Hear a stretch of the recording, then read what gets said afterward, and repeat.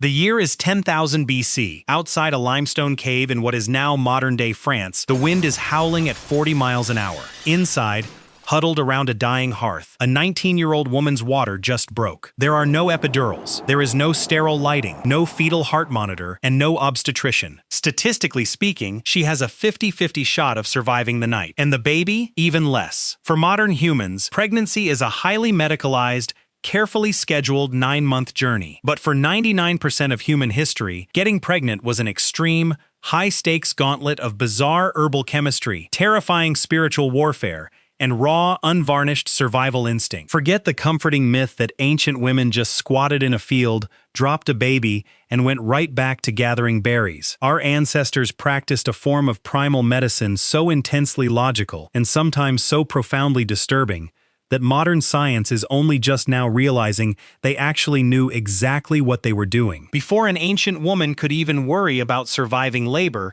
she had to solve the ultimate prehistoric riddle. If you live in a world with no calendars, no concept of months, and no written language, how do you actually know you are carrying a child? Today, you pee on a plastic stick and wait 3 minutes for 2 pink lines. In the Upper Paleolithic, a woman's body was her only dashboard. Early hunter-gatherers tracked their fertility using the original master clock, the moon. By carving tiny notches into animal bones, like the famous 30,000-year-old Blanchard plaque found in Europe, women mapped their menstrual cycles directly against lunar phases. When the notches stopped lining up with the full moon, the tribe knew a new life was taking form. But as humans settled down and built the first great empires, guessing wasn't good enough anymore. They needed definitive proof, which brings us to the year 1350 BC and the oldest verified pregnancy test in human history, the Berlin Papyrus. If an ancient Egyptian woman suspected she was pregnant, a priest wouldn't cast a spell. He would hand her 2 canvas bags, one filled with barley, the other with wheat, and tell her to urinate on them every single day. If neither bag sprouted, she wasn't pregnant. If the barley sprouted, it was a boy. If the wheat sprouted, it was a girl. For centuries, modern historians treated this as primitive, superstitious nonsense. That was until 1963, when a team of medical researchers decided to actually test the 3,000-year-old papyrus in a laboratory. The results sent a shockwave through the medical community. The Egyptian pregnancy test was 70% accurate. Modern science discovered that elevated levels of estrogen in a pregnant woman's urine actively stimulate seed germination. Our ancestors didn't know what a hormone was, but they understood the invisible biology of the earth better than we ever gave them credit for. Once the pregnancy was locked in, the real biological danger began. The first trimester brought the universal human tax, morning sickness, and intense, bizarre cravings. But a Paleolithic woman wasn't sending her partner out for ice cream and pickles at 2 in the morning. She was experiencing pica, an intense evolutionary drive to eat non-food items. Archaeological evidence shows that pregnant women across the ancient globe instinctively practiced geophagy, eating raw dirt, white clay, and soft chalk scraped directly from cave walls. To a modern observer, a pregnant woman eating mud looks like a severe psychiatric disorder. To an evolutionary biologist, it is pure survival genius. Prehistoric diets were wildly deficient in bioavailable calcium, iron, and magnesium, the exact architectural building blocks required to construct a human skeleton inside the womb. Furthermore, the specific white clays they sought out act as a powerful natural gut binder, absorbing and neutralizing the natural botanical toxins found in uncultivated wild plants, instantly soothing the debilitating nausea of early pregnancy. She wasn't losing her mind. Her DNA was actively hijacking her taste buds to keep the fetus alive. Yet, biology was only half the battlefield. In the ancient mind, a miscarriage was never viewed as a random chromosomal abnormality. It was an assassination attempt. In the cradle of civilization, Mesopotamia, pregnant women lived in mortal terror of Lamashtu, a terrifying lion-headed, bird-taloned demoness who slipped into bedchambers at night to touch the bellies of sleeping mothers, causing instant stillbirths. To fight a supernatural hitman, you needed supernatural body armor. Pregnant Babylonians wore heavy bronze amulets depicting the demoness being driven back to the underworld. Across the border in Egypt, mothers placed their literal wombs in the custody of Taweret, a fierce, bipedal pregnant hippopotamus goddess with the back of a Nile crocodile. Why a hippo? Because ancient Egyptians observed the riverbanks and noticed a hard truth. Female hippopotamuses were the most aggressively lethal, fiercely protective mothers in the entire animal kingdom. Wearing Taweret wasn't just a polite prayer, it was a visual threat broadcasted into the spirit world. Touch this child, and I will tear you apart. When the sheer physical agony of carrying extra weight set in, our ancestors opened the forest's secret medicine cabinet. Long before the invention of synthetic pharmaceuticals, indigenous midwives across North America and Eurasia administered a bitter tea brewed from the inner bark of the white willow tree. This bark contains a massive natural deposit of salicin, the exact chemical precursor that modern scientists would extract in 1897 to synthesize aspirin. To tone the heavy uterine walls and prevent early hemorrhaging, they steeped the dark leaves of wild red raspberries. Hold on a second. We need to pause right here and talk about the ultimate ancient paradox. What if an ancient woman didn't want to be pregnant? Enter Silphium. In the 1st century BC, the Roman Empire was utterly obsessed with a wild, golden-flowered plant that grew exclusively along a 30-mile strip of the North African coastline in modern-day Libya. Silphium was the ancient world's absolute holy grail, a 100% effective, naturally occurring oral contraceptive and abortifacient. You drank a coin-sized amount of the plant's pungent sap, and your body rejected the pregnancy. It was so vital to the stability of the Mediterranean economy that the mega-city of Cyrene stamped the literal image of the Silphium plant onto its official silver currency. In fact, the plant's unique seed pod was shaped like a crisp, perfectly symmetrical vertical heart, leading many modern top historians to theorize that our universal symbol for love didn't originate from the human anatomical heart at all, but from the seed pod of an ancient Roman birth control plant. The catch? Silphium stubbornly refused to be farmed. It could only exist in the wild, hyper-specific microclimate of the Libyan hills. The Romans loved the sexual freedom it granted them so intensely that they harvested it relentlessly, ate it, drank it, and traded it until the topsoil collapsed. According to the Roman natural philosopher Pliny the Elder, within just a few generations, the plant became so impossibly rare that the very last known living stalk of Silphium on the face of the earth was presented to Emperor Nero as a priceless, tragic curiosity. Humanity literally consumed the concept of safe, ancient family planning into permanent, global biological extinction. By the end of the 9th moon, the mother's belly sits low. The mild Braxton Hicks tightenings transition into the rhythmic, bone-crushing grip of true labor. The tribal elders gather the moss. But as the mother braces herself against the cold stone to push, we have to open the darkest, most unsettling chapter of the ancient delivery room. Because what happens when the mother's heart stops beating before the baby comes out?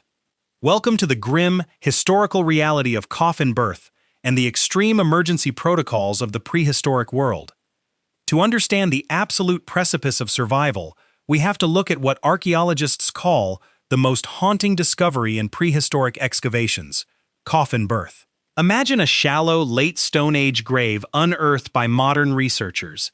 Inside lie the skeletal remains of a young pregnant woman. But as the excavators carefully brush away the millennia of dirt, they find something that defies logic: the tiny, fragile bones of a fetus resting entirely outside the mother's pelvic cavity, positioned between her thighs.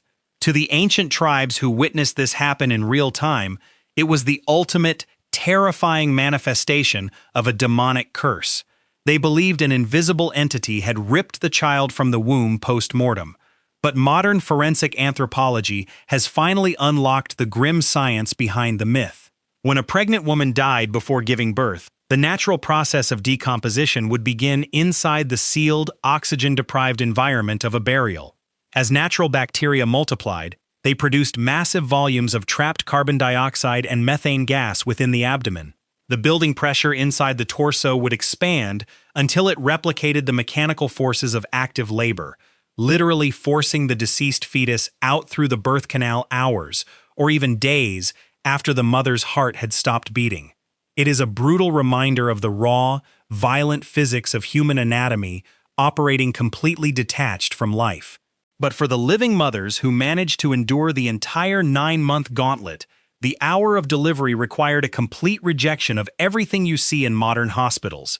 If you show a prehistoric midwife a modern hospital delivery room, she would look at you in absolute horror. The standard modern practice of having a woman lie flat on her back on a sterile bed is an anatomical nightmare designed for the convenience of the doctor, not the physics of the mother.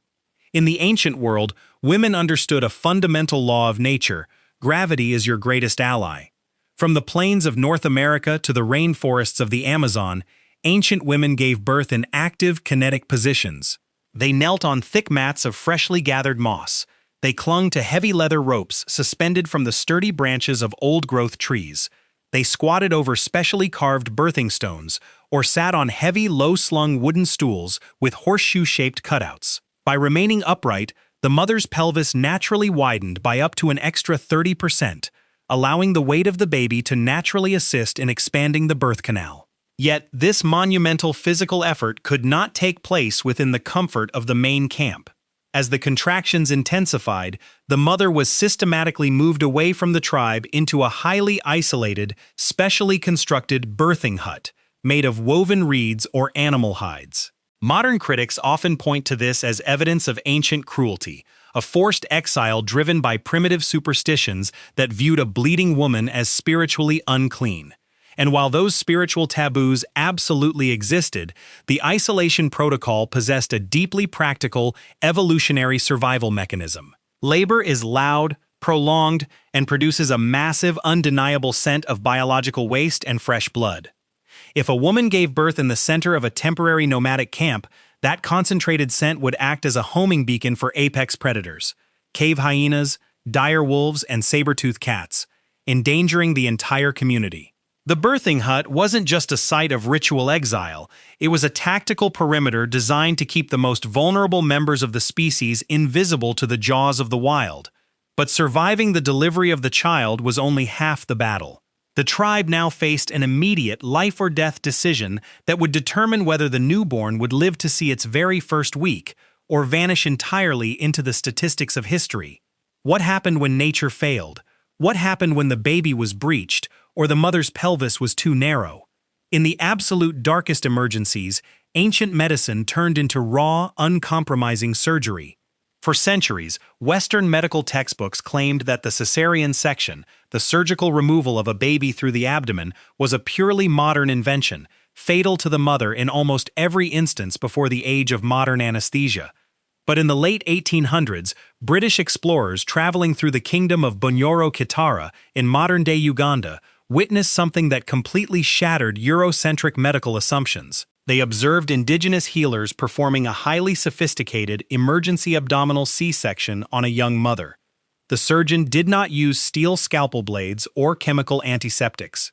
Instead, he used a highly specialized knife forged from locally mined iron, sterilized completely in the open flame of a sacred fire. To anesthetize the mother, they administered a highly concentrated, precisely brewed wine made from local bananas, rendering her completely unconscious. He made a rapid, precise vertical incision, safely extracted the screaming infant, and immediately cauterized the bleeding blood vessels using red-hot iron rods. But the most staggering part of the ritual? The antiseptic. The healers thoroughly washed the open maternal cavity with fresh, highly acidic banana wine, a natural substance packed with potent antimicrobial and astringent properties. They closed the wound using fine, polished bone needles and flexible pins made of desert reeds, covered the incision with a paste of healing herbs, and within 11 days the mother's wound was completely closed, free of infection, and both she and her baby were completely healthy. Archaeological analysis of healed female pelvic bones across ancient Africa and South America suggests this exact, mind-blowing surgical knowledge had been passed down secretly through lines of female midwives for thousands of years before the first modern hospital was ever constructed. Once the child was successfully brought into the light, the final, crucial phase of ancient postpartum survival began. The focus instantly shifted to an organ modern society treats as medical waste, the placenta. To our ancestors, the placenta was the literal tree of life, the physical anchor that connected the spirit world to the physical realm. Tribes across the globe refused to simply throw it away. In many traditional cultures, the father would take the fresh placenta, wrap it in a clean piece of animal hide, and bury it deep beneath the roots of a newly sprouting sapling tree near the edge of the camp. As the tree grew, it drew nutrients from the buried biological matter, binding the child's destiny permanently to the life of the forest. If the tree flourished, the child would flourish. But the placenta also served a critical, immediate medical purpose. In times of severe postpartum hemorrhage, where the mother was rapidly bleeding to death into the dirt, the midwife would immediately cut a small piece of the fresh placenta, dry it rapidly over the hot stones of the hearth, and feed it directly to the mother, or place a piece of the raw tissue directly under her tongue. Today, we know this raw biological tissue is naturally saturated with massive, concentrated surges of oxytocin, the exact hormone modern doctors inject into a mother's IV bag today to force the uterus to contract violently, instantly closing off the ruptured blood vessels and stopping a fatal hemorrhage in its tracks. Even with all this brilliant instinctual medical knowledge, our ancestors lived with a devastating reality. The first 3 months of an infant's life were a fragile, terrifying tightrope. Infantile mortality rates across the Stone and Bronze Ages hovered between 30% and 40%. The elements, sudden bacterial infections, and shifting climates could wipe out a generation of newborns in a matter of weeks. Because of this constant, heartbreaking threat, ancient societies developed what anthropologists call the 100-day rule. From the Aztecs of Mesoamerica to the early dynastic clans of ancient China, a newborn baby was not given a formal name, was not introduced to the wider tribe, and was not celebrated upon birth. To the ancient mind, naming a child too early invited the jealous attention of wandering malicious spirits. In reality, it was a profound collective psychological defense mechanism. The family waited until the child's immune system had successfully hardened against the initial wave of earthly diseases before allowing themselves to fully attach their hearts to the child's identity. To survive 100 days was to prove you were strong enough to stay. It is easy for us, sitting in our temperature-controlled rooms with instant access to modern healthcare, to look back at the pregnancy rituals of ancient humans and see only superstition, pain, and primitive chaos. But look closer. Look at the sheer, unbroken chain of survival. Every single one of your ancestors, dating back through the Bronze Age, through the frozen sheets of the Ice Age, all the way to the first small bands of Homo sapiens walking out of the African Rift Valley, had to survive this exact, terrifying gauntlet. Every single mother in your direct genetic lineage had to face the howling wind outside a cave, the agonizing grip of labor without medicine, and the terrifying threat of the wild, just to pass the torch of life down to the next generation. You are not just a random person watching a video on a screen. You are the living, breathing, victorious culmination of an unbroken 10,000-year survival story. Your ancestors won the hardest game in human history, just so you could be here today. If you want to uncover more forgotten, raw truths about how our ancestors actually lived, fought, and survived the ancient world, hit the subscribe button right now. Drop a comment below with the most surprising ancient medical practice you learned today, and let us know what historical mystery we should decode next. Stay curious, stay grounded, and we will see you in the next deep dive.